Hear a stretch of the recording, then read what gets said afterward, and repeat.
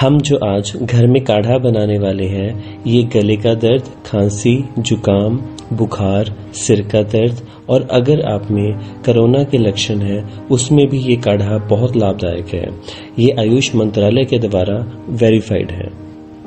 ये काढ़ा बनाने के लिए आपको ज़रूरत है तुलसी, दालचीनी, अदरक, इलायची, लौंग, काली मिर्च, गुड़ और हल्दी की।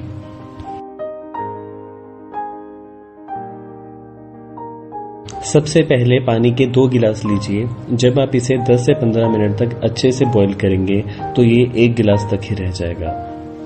हम अब इसमें डालेंगे काली मिर्च, जो कि खून को साफ करने के लिए और इम्यूनिटी को बढ़ाने के लिए बहुत बेनिफिशियल है। साथ में इलायची और दालचीनी। दालचीनी आपकी इम्यूनिटी को बढ़ाता है और गले के दर्द को खत्म करता है। लौंग सर्दी और खांसी में और हल्दी हमारे शरीर को किसी भी तरह की इन्फेक्शन होने से बचाता है।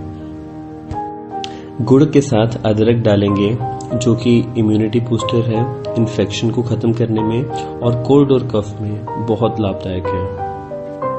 और अंत में हम तुलसी की कुछ पत्तियां डालेंगे।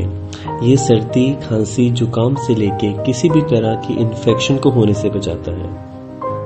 आपको इसे छाननी में छानना है।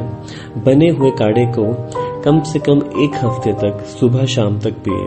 आपकी खांसी, जुकाम जितना भी पुराना हो झट से खत्म हो जाएगा। और जो काढ़ा बनाने के बाद मसाला बचा है, इसे आप दोबारा चाय बनाते समय भी इस्तेमाल कर सकते हैं। सिर्फ एक बार पीने से ही आपका जुकाम, खांसी, बुखार ठीक होता हुआ दिखना शुरू हो जाएगा।